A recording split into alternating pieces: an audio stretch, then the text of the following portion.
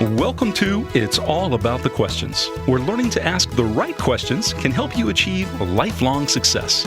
Now, here to help you ask all the right questions is award-winning author, international speaker, and business strategist, Laura Stewart.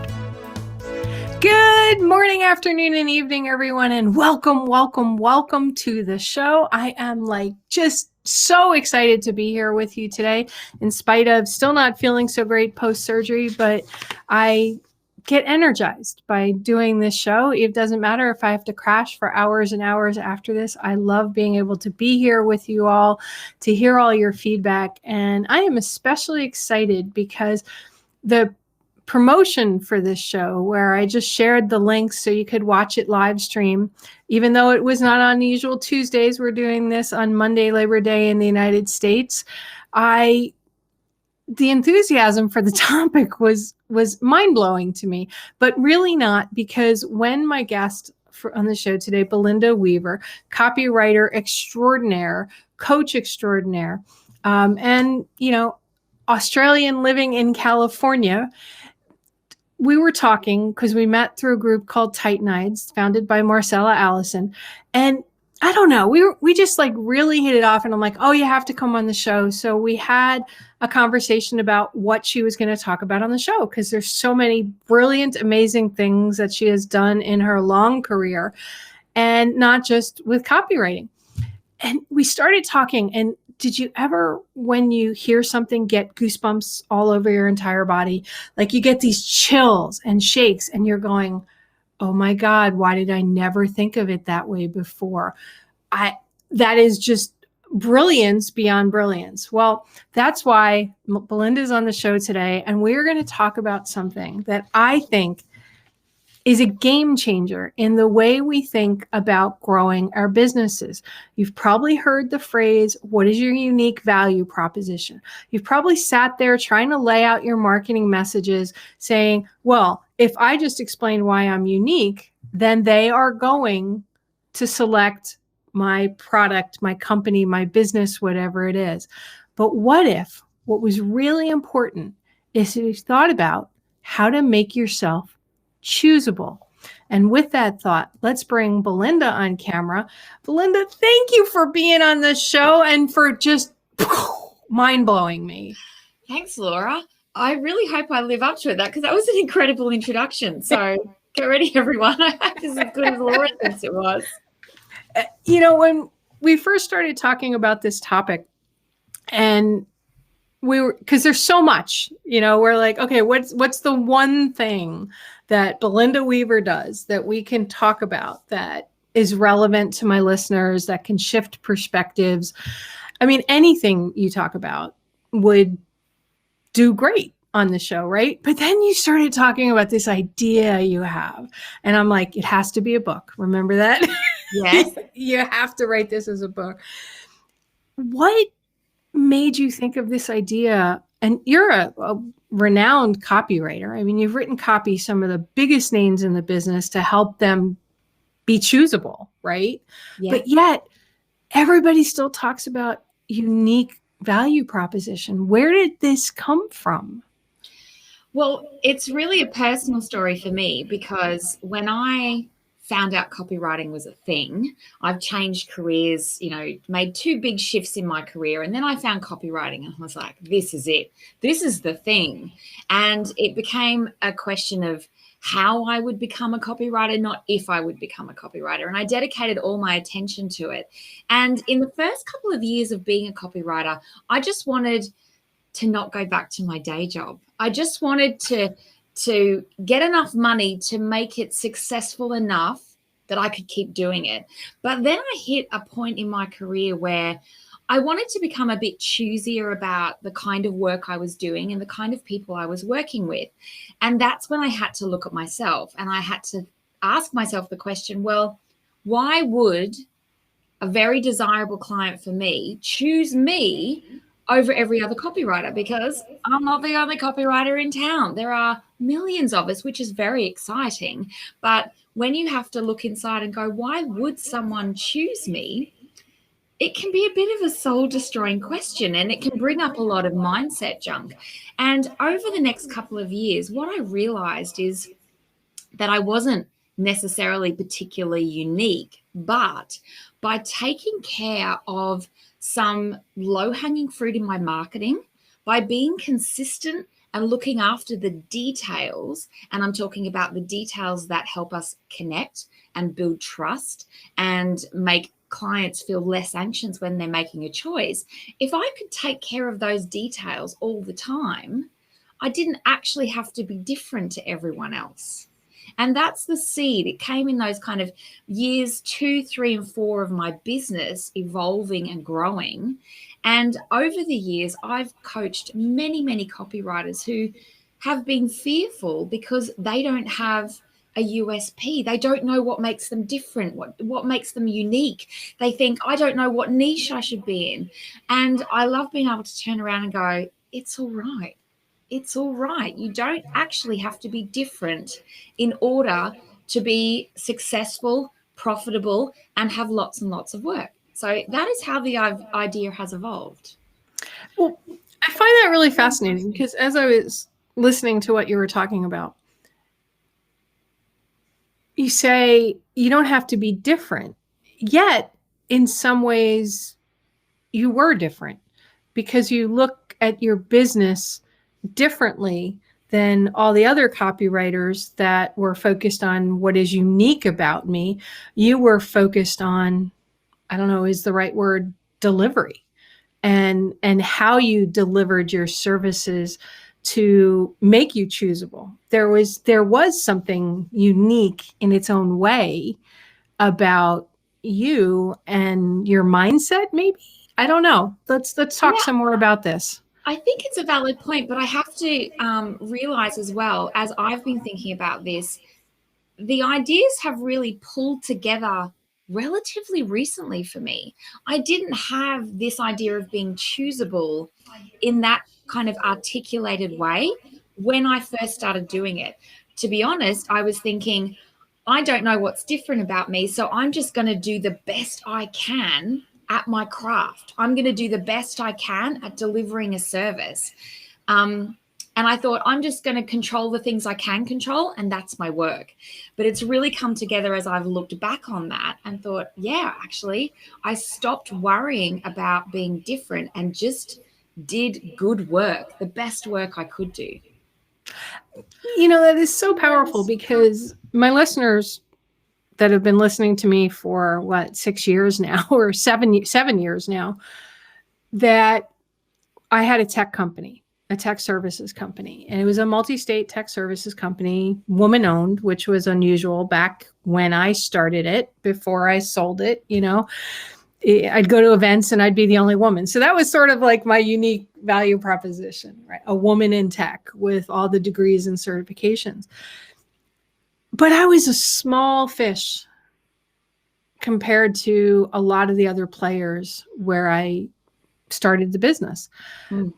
But I kept landing client after client after client after client, grew my staff, used newer tools and stuff like that.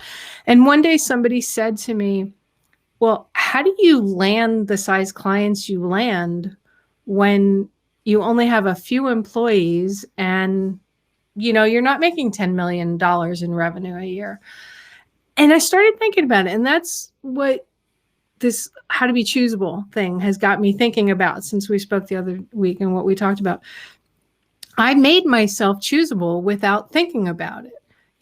We asked the questions nobody else asked because we really cared. We figured every other player was going in there pitching tech, pitching this, or just doing what the client said. Instead, we just sat there and said, so what are your goals? And nobody had asked them that question. And installing tech really should be about meeting the business goals versus I need a new computer. It makes a huge difference, right? So when we talk about the mindset, and I was like, oh, I'll go in after a Fortune 50, Fortune 100 company. I don't care. So what if they say no? I would learn something and make a connection. You never know.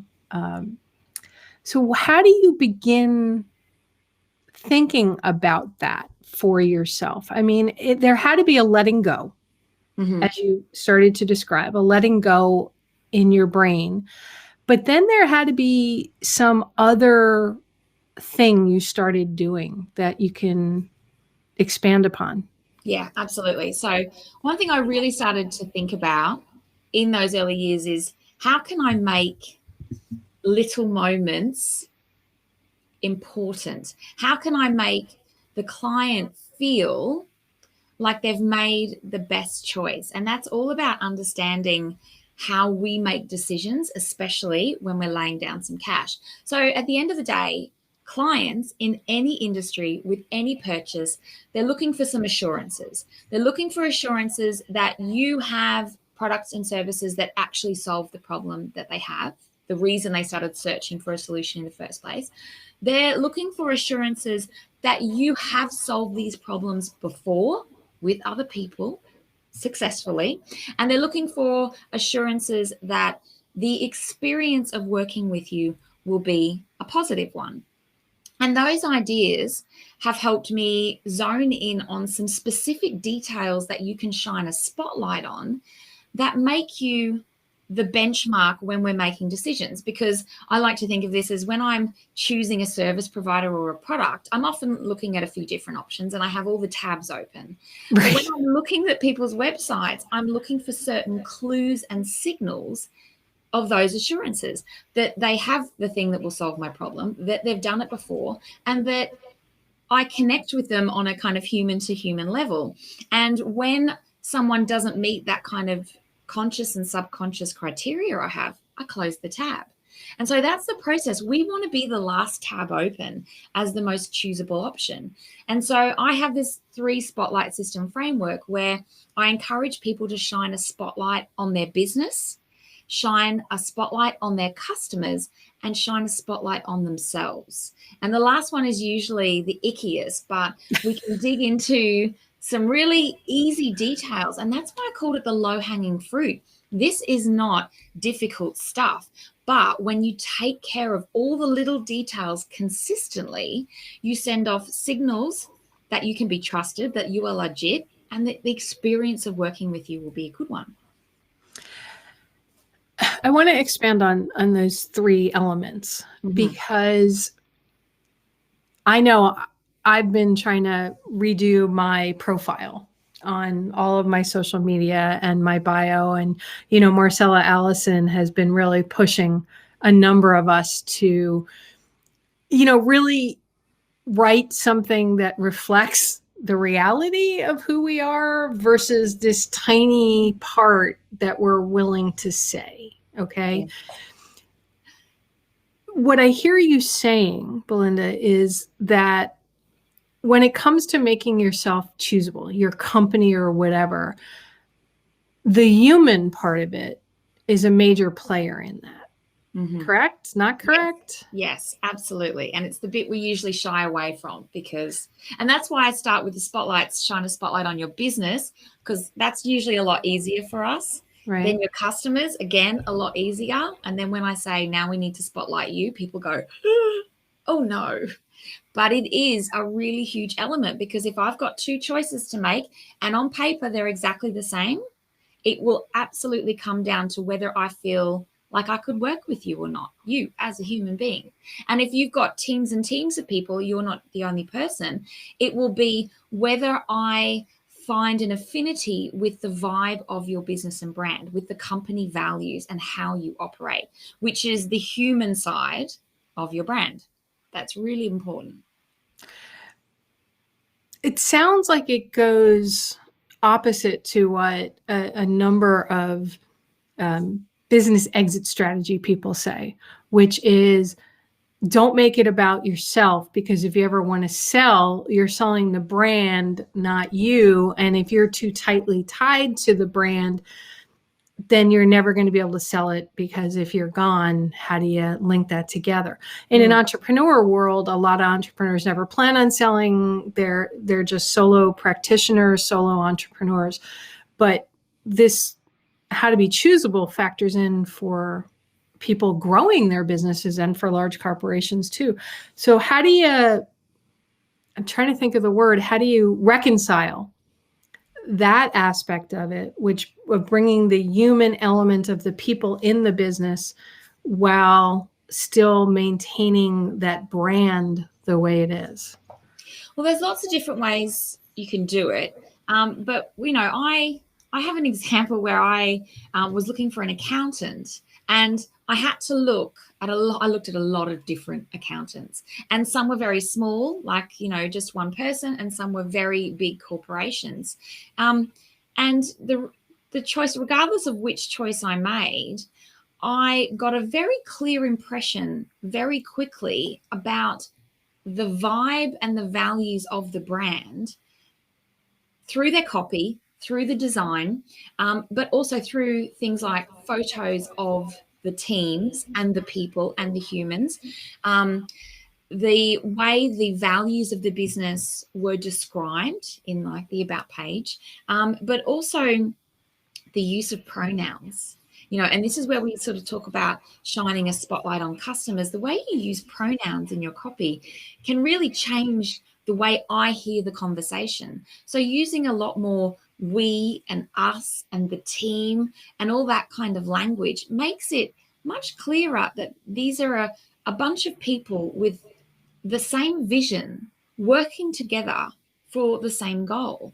And so even if you have lots of people or one people, when I get the sense as a customer that there's a bunch of real people who enjoy what they do and are working towards a common goal, that creates a very distinct vibe and personality to a business with none of those human elements in the marketing.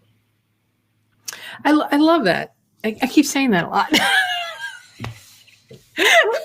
There's just so much to unpack, and like every nugget you throw out there in answer to some of my questions, Belinda. So I'm like, okay, focus, Laura, focus. Don't just be sitting there going, oh yeah, wait, I have to throw another question in there, or I have to lead off of what she just said. For those listening out here, I've been hosting shows for 7 years and doing this show for 6 years, one show before it for a year. But sometimes I get so wrapped up in the conversation, I forget that, I'm doing a show. I love it. Oh my God. Okay. All right. So you talked about this idea of showing the human element behind your business. What if you're afraid to show it because maybe there's something in the background that didn't go so well? Maybe there was, you want to be choosable, but there was some failure somewhere along the cycle of your personal life or your business. We can think of so many companies that had, let's go way, way, way, way back when I was a little kid, and Tylenol. And somebody was contaminating Tylenol. This was way before they had the tamper-proof evident things and all of that stuff, right? Tylenol stepped up and immediately explained what happened and said, this is what we're doing, right? And then now that the advent of cameras are everywhere, you see anything that happens on an airline, anything that happens in a retail store. People can say whatever they want on social media, even if it's not true. So how do you suggest somebody who perhaps has gone through something like that try to make themselves choosable? Well, again? I think it ties back into the humanness, because mistakes are made. Things happen to us. We do things that we wish we hadn't done. That's just life. And I think as a business, if something happens, you have to jump in and try and control the narrative, not as a stifling point of view, but go, this is happening. Or if it was in your past, this is something that happened. You can't try and whitewash it and pretend it didn't exist. What you can do is go, this is what we learned. This is what we changed. This is how we evolved as a business. Because as soon as you see negative comments online and you see the companies try and block them, delete them, that becomes just as big a deal as the thing that caused the negative comments. So as soon as you try and pretend something isn't happening or didn't happen, people start mistrusting you. And with all the stuff we're doing in the marketing, the whole premise of being Chooseable is really transparency is where credibility and trust comes from. So if you have something in your company history where you're like, yeah, wish that hadn't have happened, you do get to control the narrative, but you get to also express how you evolved, how you grew, what you changed, what you learned, because then people go, this is a company who is adapting and evolving. This is a company I can trust not to screw me over if something bad happens. They're looking for a positive outcome regardless. And so I think you just have to own it. And that's, us as humans, we have to own the things that happen and ask ourselves what we can learn and how we can evolve. That's our own journey of personal development. And it's the same with our company. And when you see a company who owns up and says, this is what we're trying to do about it, this is what we're going to change, the swell of support for that is usually much greater than the haters. Yeah. Unfortunately, there's so many haters out there nowadays, and they're like, I can yell fire in a movie theater if I want on social media, even if it's not true, because the First Amendment says I can do whatever the heck I want. And that delves into a whole nother topic for another show of moral and ethical kind of things. All right, let's shift a little bit. Okay. I'm trying to think of how a listener of the episode today, right?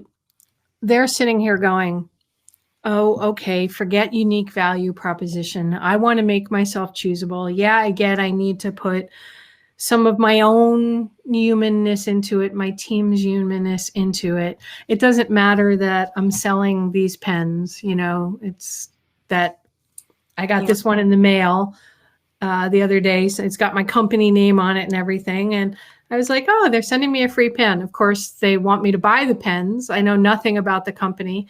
I'm using the pen. I like it. It's got like a little flashlight on one end, and on the cap is a stylus. Really kind of cool. And it writes nice. They're not telling me anything about them. There's no making themselves choosable other than the fact that they sent me something. Yeah. And now that's how they got your attention. Right. But that might really simply just spark you with the idea of like, actually, I wouldn't mind some pens. Now I'm going to go to the internet and see what are my other options. How much do these things cost? Where can I get them from? What other customizations can I get? And then you're in the decision-making thing where you've got a lot of options and you need to make a choice. And so when I'm talking about being choosable, I mentioned the spotlights. Shine a spotlight on your business, on your customers, on yourself. And I'd love to just dole out some of these really tangible things that people can do. Yeah, dive in, please. Excellent. So when we're shining a spotlight on our business, we have to think about like our branding, how we look, but also how we sound. Is it, I like to use the word authentic, but that's a way we can stand out from other people in the industry. And as a copywriter, I'm always encouraging people to be more conversational. Write your marketing as if you're having a conversation with someone. Imagine your very best salesperson is in the room. They're not stilted, they're not formal, they're not aggressive, hopefully. They're persuasive and charming and friendly. They ask questions, like you said. They get to know what is happening and they present a solution in a way that fits the person. That's how you can make your copy sound, right? But there are other ways that you can help your business be more choosable. And a big one is explaining how and why you do something. So a lot of people... and I'm about to do something that I normally never do during the show, but looks like we're about to get a storm. I need to turn another light on. Oh, okay. Nice. Well, going off camera, revealing the behind the scenes. No fourth wall here. Okay, I'm back. Okay. So when we think about how and why we do something, the story of our origin shows people that there was a beginning. A humble beginning, and that's a good thing to do. When we talk about how we do something, when I'm working with someone for the first time, I don't really know what's going to happen. And that makes me anxious. So whenever you're thinking about your customers, they are naturally going to be a little bit anxious about what happens next because they don't know. A way that you can relieve that anxiety is explaining your process. First, we do this, then we do this, then you're going to confirm this, then we have an invoice. Finally, we have a wrap-up session. And I'm like, now I have a path. I have a journey that makes me feel safer. So if your business has a process on how you work with customers, even if it's just the ordering process, if yours is the only business that explains that process, I instantly feel more safe with you. So that's another way you can differentiate your business, explaining your process. How do you make okay. things? All right. Let me just give an example and see if this fits with what you just said. A couple months ago, my house needs to be painted, the outside of my house. I live in Florida. We're entering hurricane season. I noticed some stucco was rising off the side of the house. So I called a number of painting companies in. One person said, well, yeah, that's probably nothing. We're just going to patch it and whatever. And here's my quotes, and then we'll just schedule you. Another person, when they were walking around the house, said, well, looking at what's going on, I think what we're going to need to do is bring our stucco person in to look at why this might be happening. I also noticed that one of your soffits has black tape on it from when looks like your new AC went in wrong. I think that we should consider replacing that, no extra charge, so that you don't have that eyesore on the side of your house. And once we start doing it, here's what's going to happen. The stucco man's going to come first.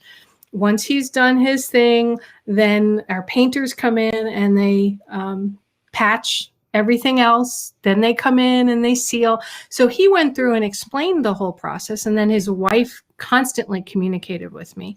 Mm-hmm. These other people, they just sent a quote and that was it. Never communicated with me again. So that's kind of an example of what you were just talking about. Because the question I hired, by the way, those other guys with the stucco person. Which one did you trust more? Which one did you hire? And it was clearly the ones that gave you more information. And I'm not talking about fire hosing your clients and customers with information, but empower them with the information they need to make a choice. And if that takes a little bit of extra effort, do it, because you felt more safe with the guy or the company, the partnership, who said, I'm actually looking beyond the lens of the specific problem, and we can help you fix that. But also, this is exactly how it's going to happen. And that makes you feel safe. And that is a great way, as this example has just shown, to make your business choosable. Because so many businesses just skip over that. It's, something that they leave as a bit of a mystery, but it makes clients feel nervous and anxious. Even if they can't articulate it, just makes them feel a bit uncomfortable. And if you think about how you deliver your process, there's often little details that you can shine a spotlight on that no one else actually does or no one else is talking about. And a great example to show this, Coors Beer, years ago, they had a marketing campaign called, and they had like a big poster with a mountain river, and it said, brewed with Rocky Mountain water.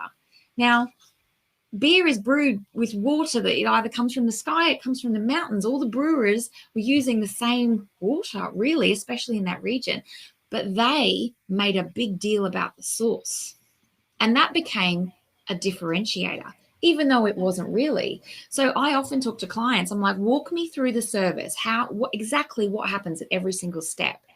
And there's more often than not one or more things that I go, that's amazing. Do you do that alone, or does everyone do that? And a client might say, oh, well, no one else does that. I'm like, that's what we talk about. That needs a spotlight. Or they might come up with a detail that, oh, no, it's nothing special. Everyone does this, but no one else is talking about it. So you can actually shine a spotlight on different aspects of your production and service delivery and product creation. And even if everyone else is doing it, if no one else is talking about it, it pops out to customers. So that's a few different ways that you can make your business choosable. And what the takeaway here is, look at your business, your products, your service, how you do it, why you do it, from all different angles, as if you were explaining it to someone who doesn't know any of this. And when you have all the details laid out, more often than not, you'll have a few things that either no one else does, or no one else is talking about. Never thought of it as looking at what no one else is talking about. I think that's real. And this is not like the fake packaging in the grocery stores where you see a can of corn and it says vegan. Yes. Yes. No, this is not, we are not manipulating and telling untruths and putting BS spin on it. But Right. more often than not, clients and businesses who really look after their clients, like for you, Laura, you were saying we ask the questions that figure out the root of the problem. Now, that could be something that no one else did, but people did, but they didn't really emphasize it. Right. But that became your thing, your jam, the thing that people knew you for, probably because you did it better than anyone else. But that's easily a detail that you could go, I'm going to shine a spotlight on this little splice of our process and make that the factor that people use in their decision-making process. I'm going to control that and shine a spotlight on it.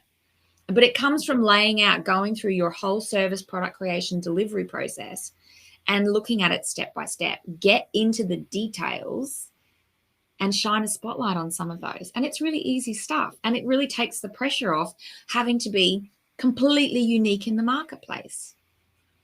It could be something small, or it could end up being something large. But I love the process of sitting there and looking at every step of your process, your manufacture, your delivery, if you're writing copy, if you're coaching or consulting. I do a lot of consulting with businesses and a lot of individual consulting as well. Coaching, as well. But maybe there's something in the process that you go, oh, I'm comparing myself to the big guns in the world.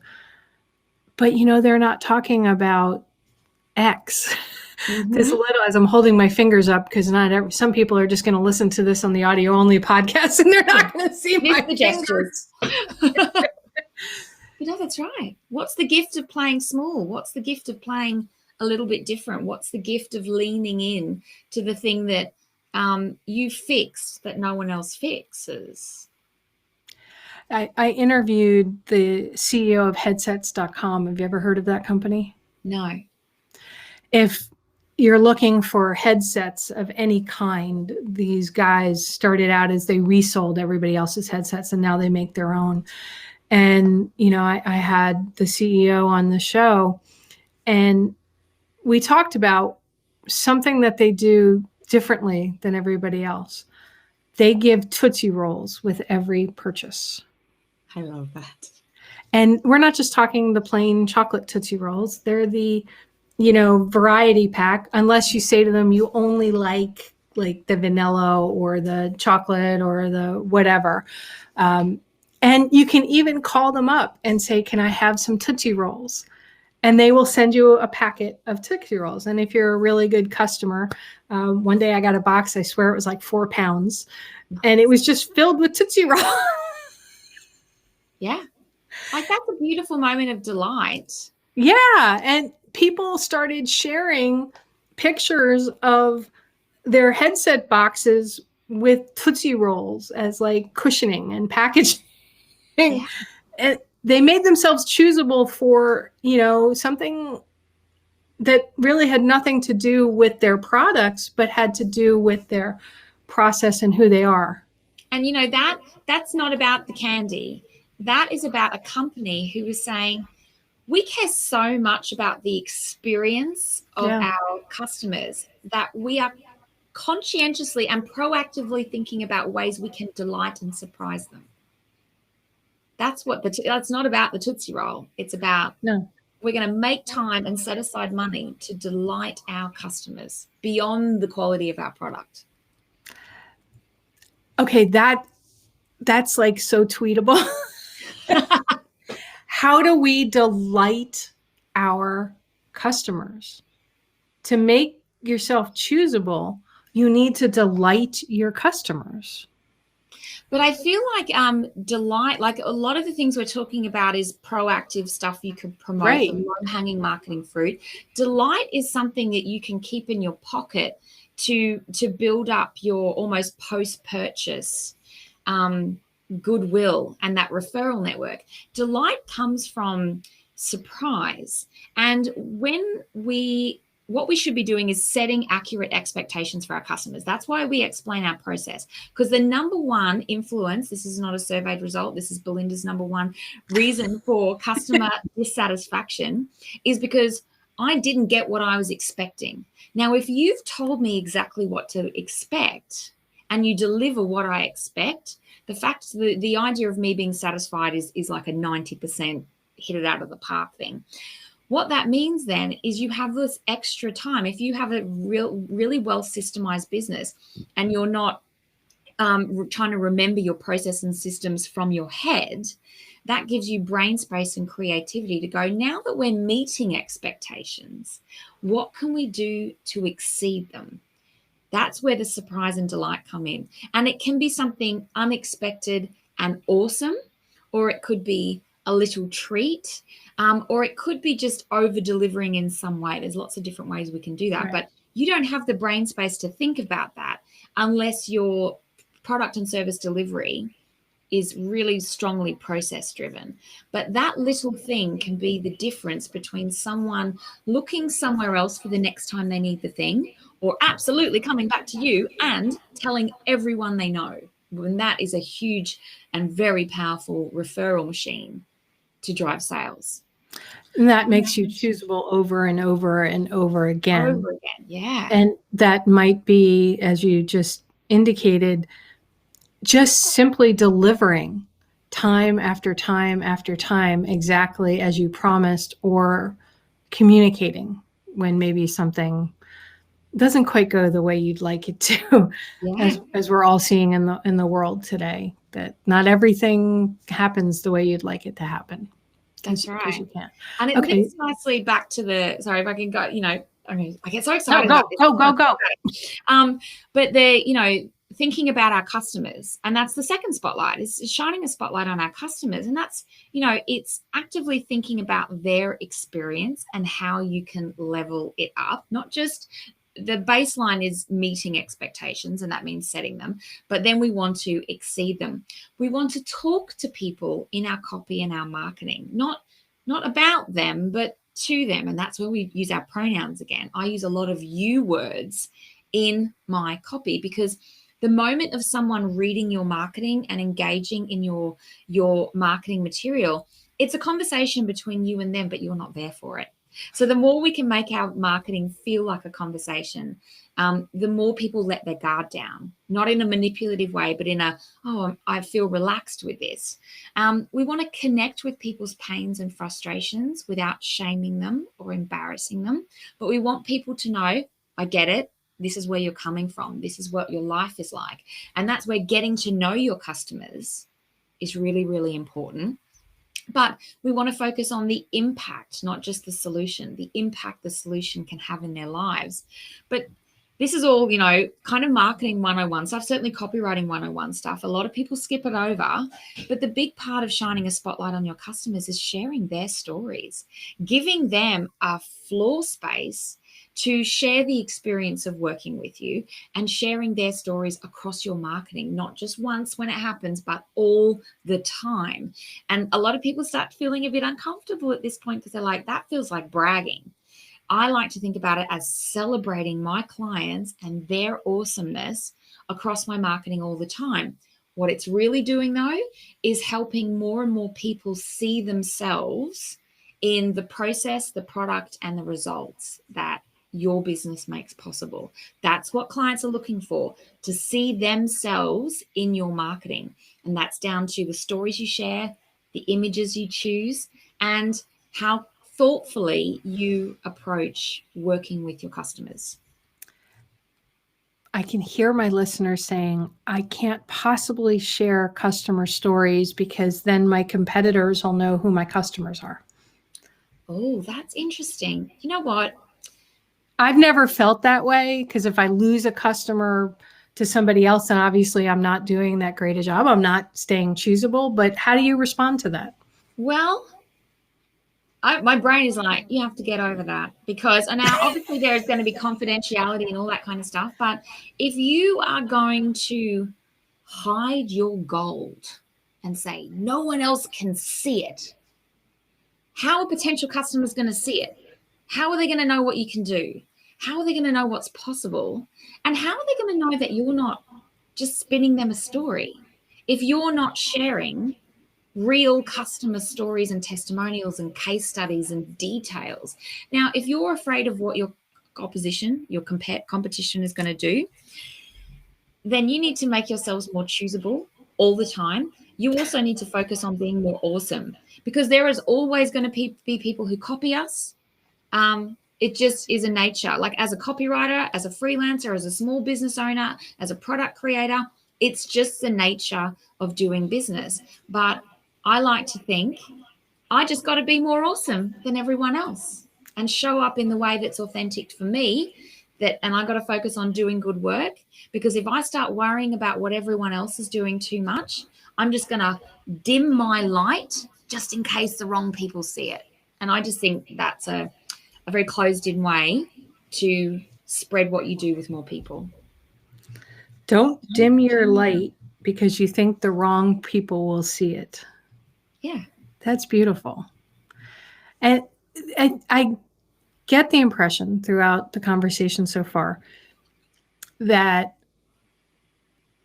if you want to make yourself choosable, you can't dim your light. You need to actually turn it up a few notches. Don't be afraid to put yourself out there, because you're awesome. Your product, now this precludes the idea that your services, your products, everything that you are putting out there into the world should be choosable, right? Yes. That you're not putting out. You're awesome. We're assuming you're awesome, right? Okay, so we talked a bit about customers, about business. What's the last part? We've tipped throughout all of these in the last, 45 minutes already. Yes, the last one is shining a spotlight on yourself. And whether it's you as a human, the solo, the face of your business, or it's the human aspect of your branding, this is where some people think, oh, no, I don't want to be in the spotlight. I just do my thing and I don't want to have my face plastered over everything. Or a business says, well, this core values stuff is a bit woo-woo. We don't need to focus on it just as much, but it's absolutely the last place where people make the decision. If I look at your website and your marketing and you solve all my problems and the product looks amazing and I'm thinking, I think this is the one, and then maybe I listen to you, I hear you, I look at your about page, I see some of the reviews of your business and I'm like, hang on, this does not jam with my vibe at all, I'm not going to choose you. And so when you are looking at your marketing, you have to give people hooks, like Velcro hooks, to connect with you as a brand and you as a human. And you don't want to be vanilla. And this is something very early in my copywriting career. I was so worried about being professional, in air quotes, that I was like, well, I can't be too goofy. I can't be too ginger. I can't be too funny. I can't be too loud. You can't be yourself. I can't be myself. And it just ended up in this little sweet vanilla, biscuit of marketing, when I'm actually all ginger snap with a bitch of spice in. That's what you need your marketing to be. And I don't mean you need to be loud or quirky or anything like that. But if you are, embrace it.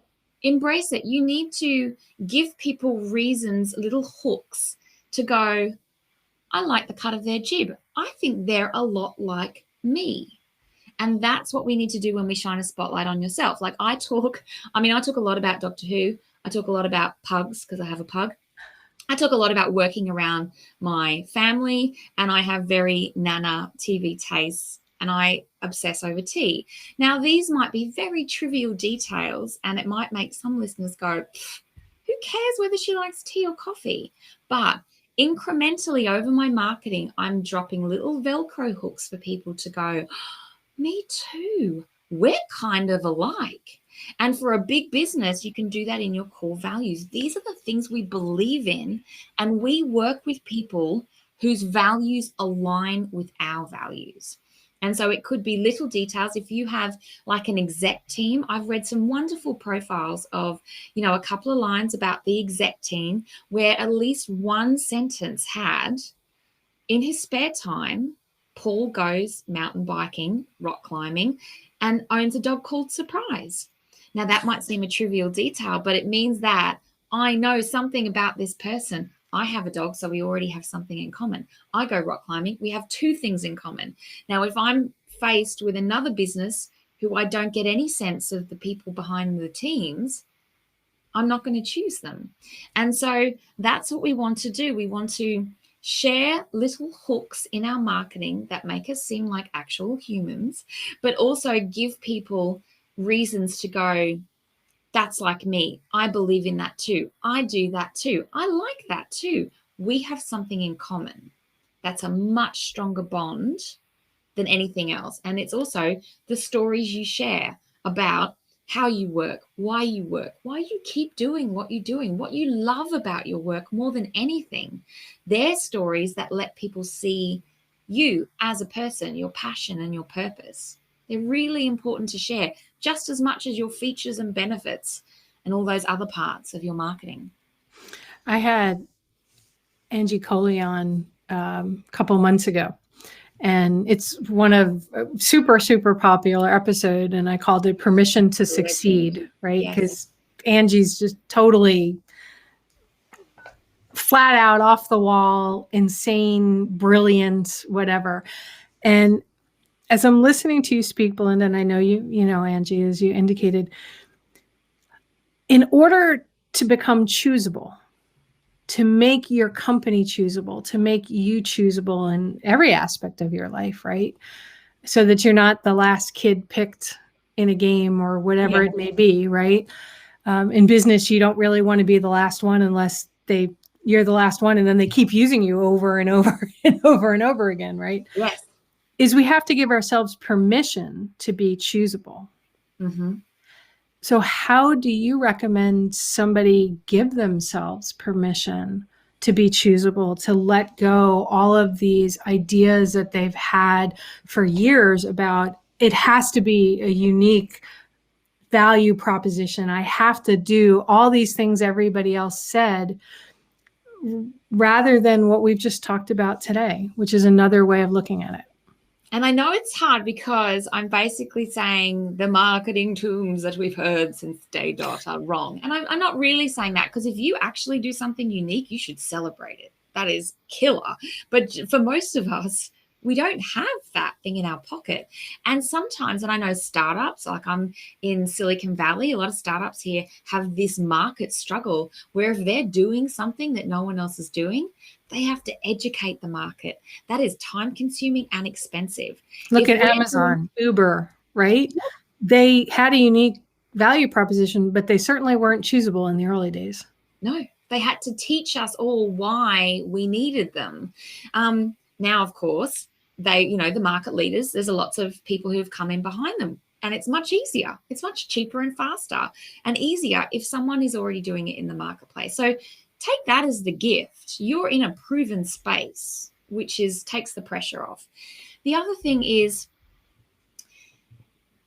that the idea of this kind of unique unicorn complex can cause us stress. And it's something, Laura, I want to flip to something you said when we chatted before this. Sometimes the most powerful moment is hearing, and it doesn't necessarily need to be the first time you've heard it, but the right message from the right person at the right time.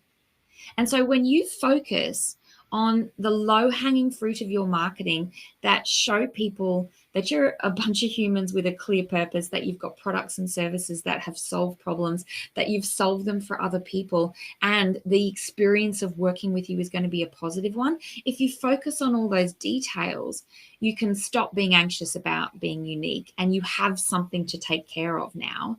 But it also means you can focus on just delivering good work, doing the best you can do, and always looking to improve it. And I just personally find that idea of narrowing the focus of what I should be looking at really freeing. I stop worrying about me not being good enough, compared to everyone else because I'm not different. And I begin to focus on what I have control over. And that is how I deliver my service, how I talk about my service, and how I focus on my customers. That's what I can do. And so I would say it's actually quite releasing, freeing, and empowering to let go of how you compare to everyone else and just focus on reaching the right people with the right message at the right time. I had totally forgotten that I had said that. We talked about around my head ever since we chatted. It really has. Wow. And that was something I had heard from Les Brown from the very first time, and that always stuck with me. And that leads to really enforcing what we've been talking about all day, which is you never know when somebody's going to need what you do or who you are to help with them. So don't just give up either, because maybe you're not marketing to the right people. Maybe there's something in your messaging that you're still trying to find this unicorn. Or maybe, I know this because a lot of my listeners talk to me about this, Belinda. They're not putting themselves out there because of what you just said about they have to be what the startup world is called. You have to be the unicorn. You have to be so different. And forget it, if you're like everybody else, there's no way your business is going to thrive, because what's to stop somebody going from the chain store to the small independent business, to go from a large corporation to a small entrepreneurial startup or something like that. I really love this idea that you talked about of, be yourself, be clear about your business, be clear about who you are and your customers. But this is not go find your niche, right? This is not who's at the seat at the table. It's a completely different kind of story. Yeah. And it's take care of the details, because the details is where you have your power. The details is where you begin to have your groundswell. If you start thinking, oh, I've got to be unique, and I know we keep coming back to this, but it's just a really common pressure that we have in marketing. What makes you different to everyone else? If you let go of that idea and go, I am going to take care of the little details of every single step of this process, and I'm going to take care of the details in my marketing and share small moments rather than waiting for grandiose moments, well, then the grandiose moments will come. So this is not about fixing and changing one thing. This is about paying attention to all the little things that make you deliver good work. And when you pay attention to the details, the big outcomes will follow. Get your tribe, get your loyalists through delivering exceptional service and products in a way that, and being open and transparent, that helps people make decisions, empower them with information, and dial into the humans that you're helping. The rest will follow when you consistently show up with those things. Yeah, every business starts with the first client, and that first client doesn't have to be a Fortune 50 company. You can build, but yeah. I mean, I can't tell you how many clients I've worked with that 80% of their business was one client that was this big whale that they always wanted, and they got it, and then other clients started dropping off because their sole focus was there. And then that big client pivoted and their income dropped 90%. And now they're having to scramble. So maybe we need to stop looking for the one big whale and take the 100 other ones. Yeah, I absolutely agree with that, because, I always think about marketing like a big old, like a water wheel, which shows how old I am. My references are very old, like a steamboat thing. And it's the kind of thing that's really hard to get going. But once it's going, if you keep putting a little bit of effort into it really regularly, it keeps going with just a little bit of effort. But if you stop taking care of the things that make you choosable and you stop sharing them, then if you do have to get that going again, it's a lot of work. And that's for solopreneurs up to big businesses as well. I'm always saying, always be marketing. even when you're busy, especially when you're busy, because you never want to put all your eggs in one basket. But it also means that it starts to create a ripple effect, all these little story sharing and details, and your maybe the 3 things that people know you for. It creates a ripple effect that just keeps going as long as you keep the momentum going too. All right. Well, we're almost at the end of the show. So I always like to ask this question. Is there anything that I didn't ask you that you wished I had? No, you do ask good questions, Laura. I think one of the things I guess I would leave people with is something you have already asked, how to actually get started with this, is let go of the idea that it has to be big and it has to be different, and just focus on little moments, because small moments lead to big moments. Lean into what you do and what you love and why you love it. And I guess this is it. Enjoy the journey of your work rather than worrying about what everyone else is doing. Beautiful thought. Now, Belinda, how do people find you? Reach out to you? I would love that. Copywrite Matters is my website, copywritematters.com. So that's COPYWRITE matters.com. There's lots of stuff on there. I usually hang out on Facebook and Instagram way too much. And I have a free Facebook group called For the Love of Copy. So if you kind of like copywriting, if you're a bit of a word nerd, that's a great place to come and hang out with me. But yeah, I'm on social media probably a little too much, and I would love it if people say hello. I'm one of those people. I always reply to my emails. I always reply to my own DMs, and I would love to have some conversations with people about how your ideas have changed because of this. It's so great. I mean, so it's copyright, but spelled differently. So say the website again. COPYWRITEMATTERS, Copywrite Matters. Copywritematters.com. Perfect. And of course, Belinda Weaver everywhere on social media. I love that. And because you took your time out today on Labor Day, because tomorrow I have to go get a CAT scan, my usual show day. What are you and the family have planned for the rest of the day? I know camping was out because of the fires in California. And Yes. I'm a Boston Terrier fan, so snub-nosed dogs rule. Well, I'm actually, I have a coaching membership, so I'm going to be doing a presentation in my private coaching membership about non-manipulative copywriting, like which are marketing techniques, how they can be used for good and how they can be used for evil, and how we can make the internet a better space as copywriters. So I'm really looking forward to that chat. And actually this afternoon, I'm getting a new tattoo. Okay. Are you going to tell us what? Yes, I'm happy to share. I'm getting 2 hummingbirds done on my forearm here, because I'd never seen a hummingbird before I came to California, and I'm obsessed with them. And I've got 2 daughters, so I'll get two hummingbirds. But, I don't want to take up too much more of your time, but it's a really interesting thing because I am choosing someone who's making me feel very anxious. And it's the nature of the tattoo industry. I don't know how much it's going to cost. I don't know how long it's going to take. I haven't seen the design she's done yet. And I feel very anxious about it. And I feel like while the tattoo's being done, I might drop some coaching ideas. Like, hey, you know how you could make yourself a little bit more choosable? But you still chose her. So there's something about her that was choosable.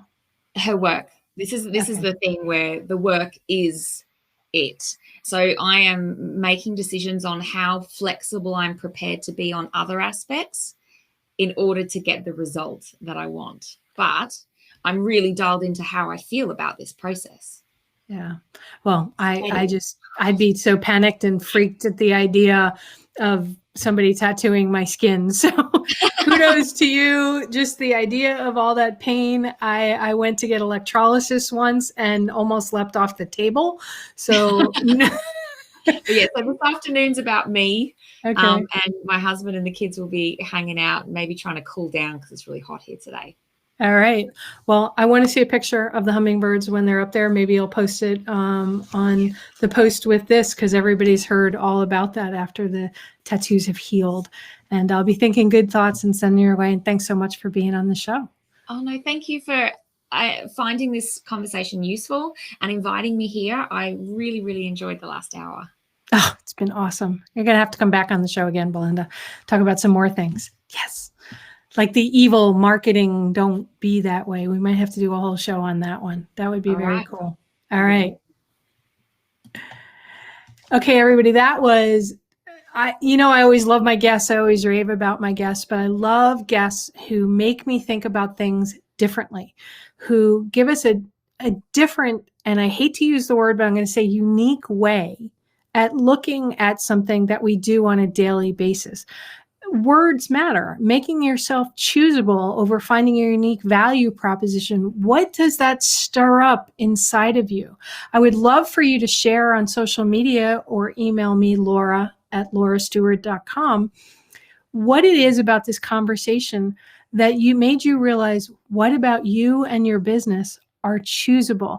Let's share all that. Tell us what it is. And who knows, I may be talking about your business on another episode of It's All About the Questions.